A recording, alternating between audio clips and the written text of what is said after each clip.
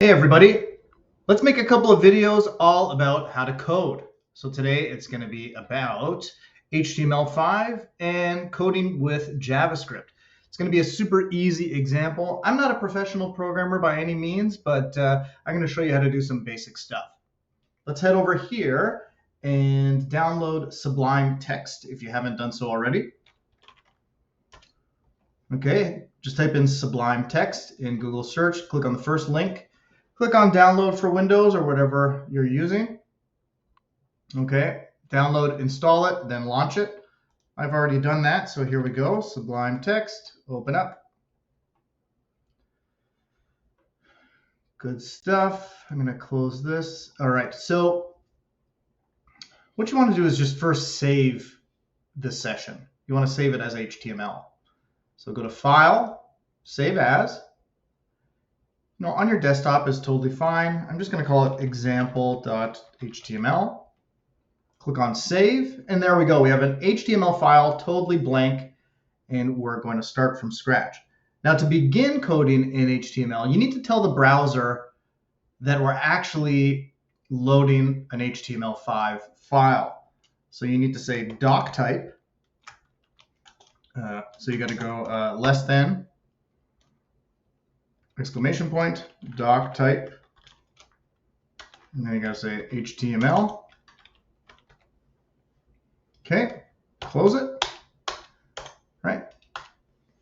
And then all of your HTML code is going to be contained within this HTML tag. So you're going to say HTML space the language we're coding in, I mean the spoken language, lang equals en. Perfect. Greater than. Then we're going to introduce the first part of the HTML loading sequence, which is the head tag. So this contains information about the code. So meta information, right? So we're going to start with a head, and then we're going to write what kind of characters we're using. So the character set we're using for this document is going to be UTF-8. So we're going to type in meta character char set. If we see it, you can see there that Sublime Text has recognized that we're using char set. So I'm just going to hit enter. And then I'm just going to type in UTF-8. Okay, now I'm going to add some SEO elements. I'm going to add a meta description, right? So if we go here, these are elements for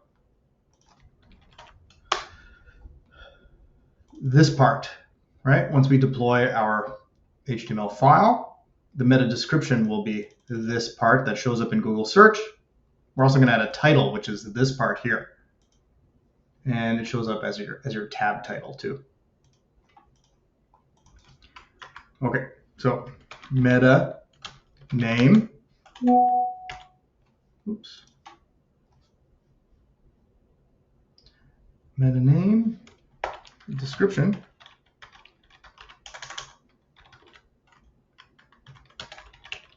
content, okay, this is a percentage calculator. I don't know. You can write whatever you like in there. And then we're going to write the title. So I think there's going to be a tag for the title.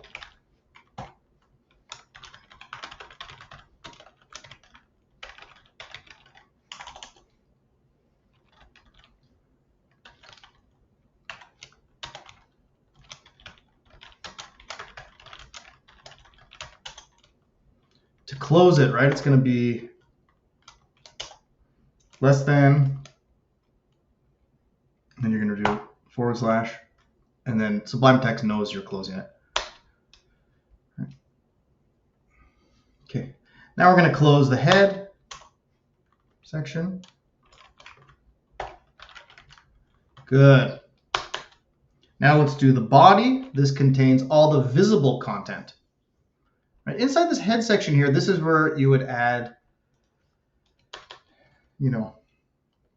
GTM, you would add Facebook, you would add tags for Google Ads, tags for GA4, all sorts of stuff goes in this head section. You want it to be the first thing that loads so that it doesn't get blocked by other elements of code or other scripts on your site. Okay, we're not going to do that for this example. We're just coding in HTML and JavaScript. So there's the body. So I'm going to close this WhatsApp stuff. Hold on a second. Where is it? So many tabs. Okay, whatever. Okay, let's do the body. So the body contains all sorts of visible code. So we're gonna create an H1 heading, and we're just gonna call it percentage calculator. Okay, we're gonna close it. You see how I closed it? All right. Let's create a label tag. Okay. You can say 4 equals total. Okay, and then you can just call it total value.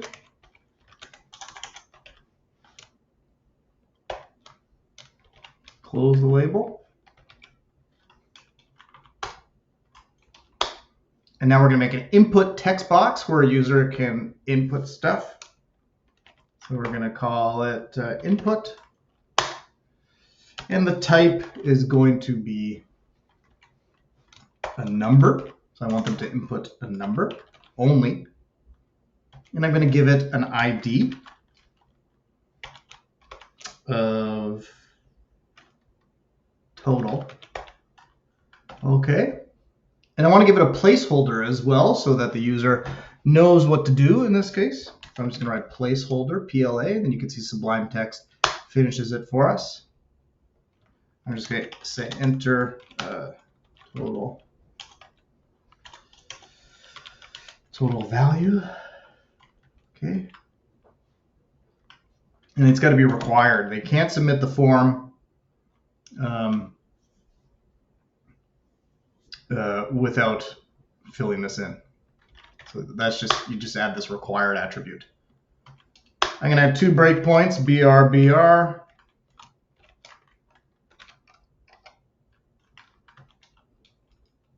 Okay. And I'm going to copy this because I want another label and input box.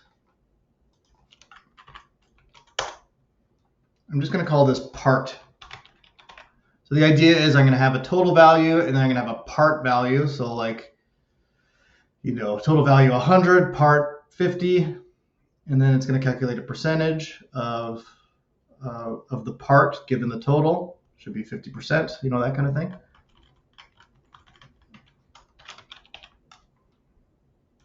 So I'm changing, because I've copied total for the label and the text box, I'm going to change total to part for this copied part here. Okay. Oh, let's do those BRs again.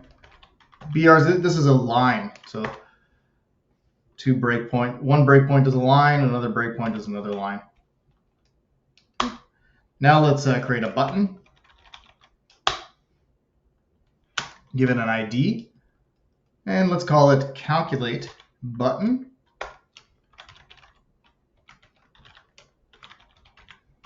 Right? When you code, you can't have any spaces when you name stuff. So because you can't have any spaces, we do it like this. You can still read it. This is called camel casing. Calculate, lowercase, and button begins with an uppercase. Okay. That's what the button's going to say on it. Then I'm going to close the button. Okay. And let's do another H2. That's what our result is going to be. Give it an ID. ID is going to be just result is fine.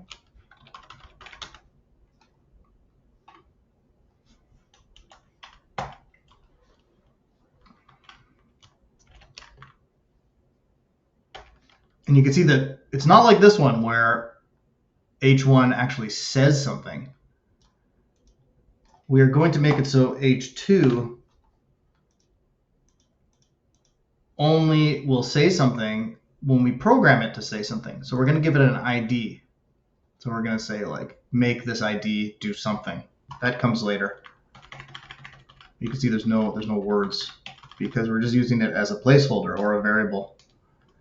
And now here's where your script is going to be, right? So this is sort of just the graphic design of the page, and this is where our script is going to be.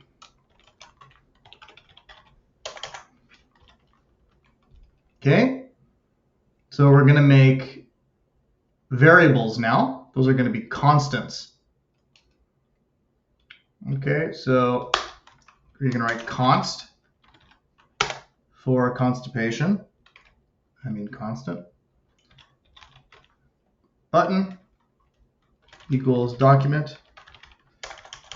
Right, so we want to use this. This is a very commonly, I guess, used attribute. You're sort of referencing the document or the actual web page. You type in document dot get element by ID, right? And because we're creating a variable for the button, we need to grab our button ID.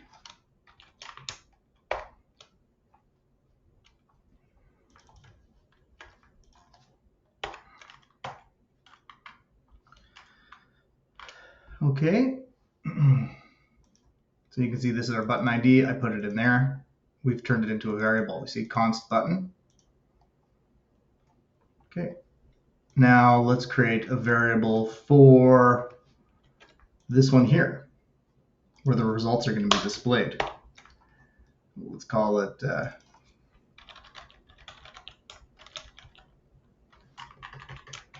result display.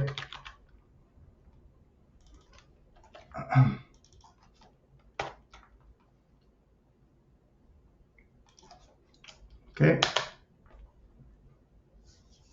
Now we need to create variables for the text boxes. So I'm only going to actually define these variables when somebody clicks on the button, I guess. That's probably an efficient way to do it. So I'm going to just say button dot on click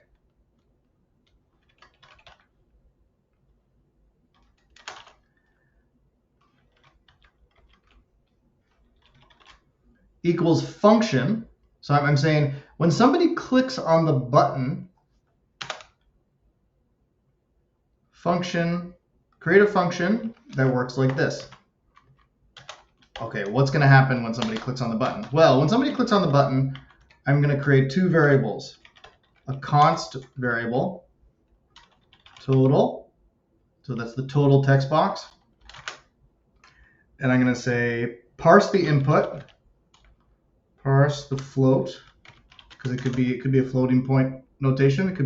Somebody could enter a decimal.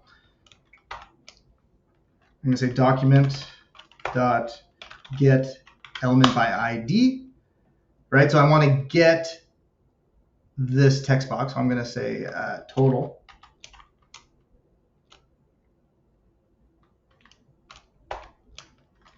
Total. And then I want to get the thing inside the text box. So I'm going to say dot value. There you go. Now I'm going to copy this because we have that part text box as well.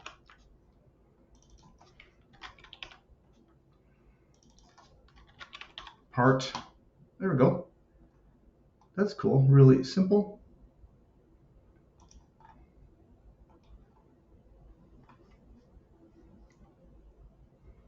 Now you can add some logic here as well, and you can say if the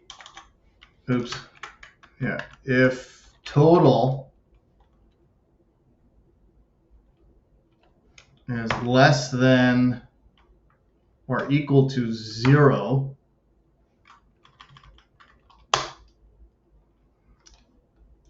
don't process, make it so this placeholder, which is called this one here, result.display,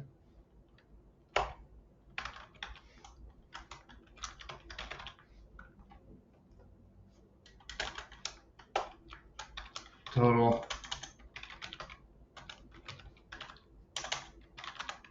must be greater than 0.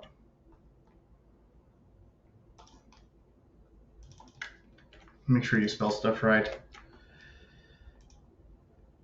Is that correct? Yep. Okay, now do more logic and say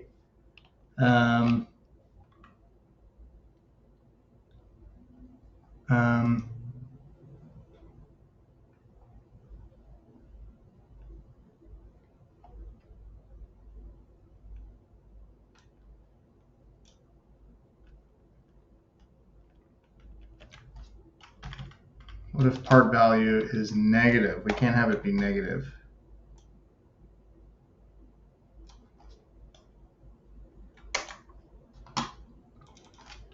Part. Okay, part.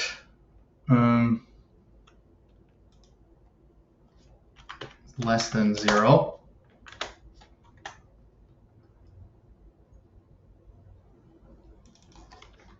Part value must, be greater, must not be negative.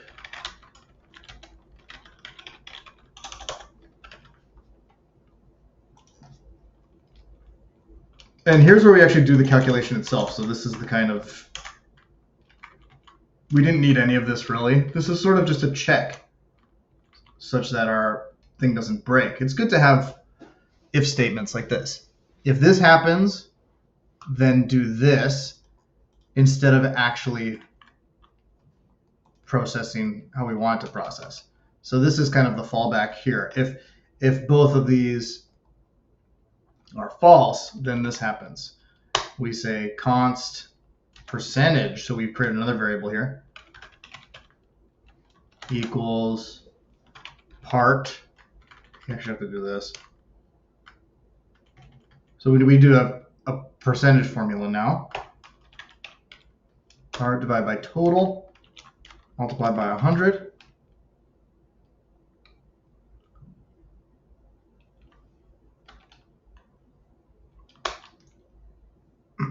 That's your formula, and then we want the result display. So we say there's our variable here, result display equals, you can just say percentage.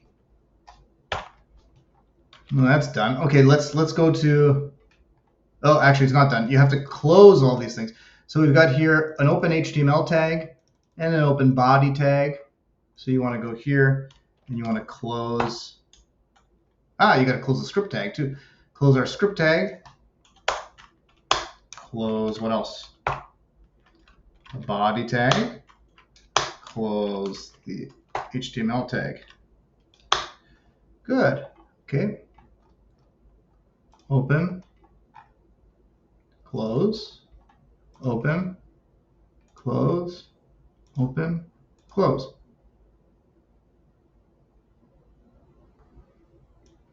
Open function, close function, open if, close if, open if, close if.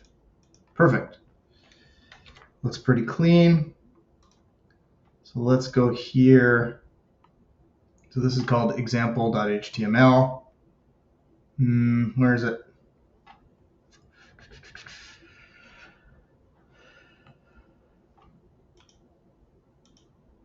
Where are you?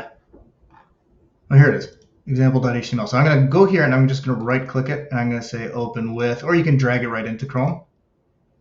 There it is. So I'm going to say 150, right? Calculate percentage. So the H2 is actually right here. Well, that didn't work. part value. Okay. Percentage, part total.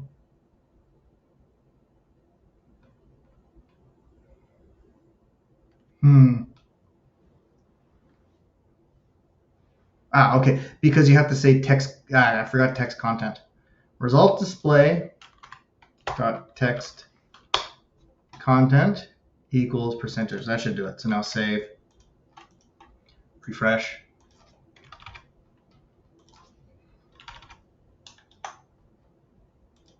There you go, 50.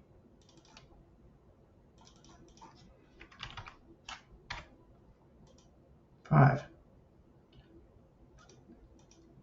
You can make it better too. You can say like instead of just percentage, you can go like this, plus,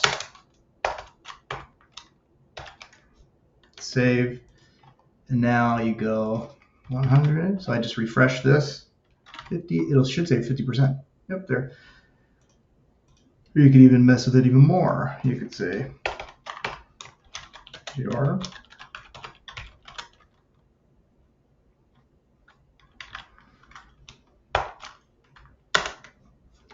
you need a plus between the variable and the text.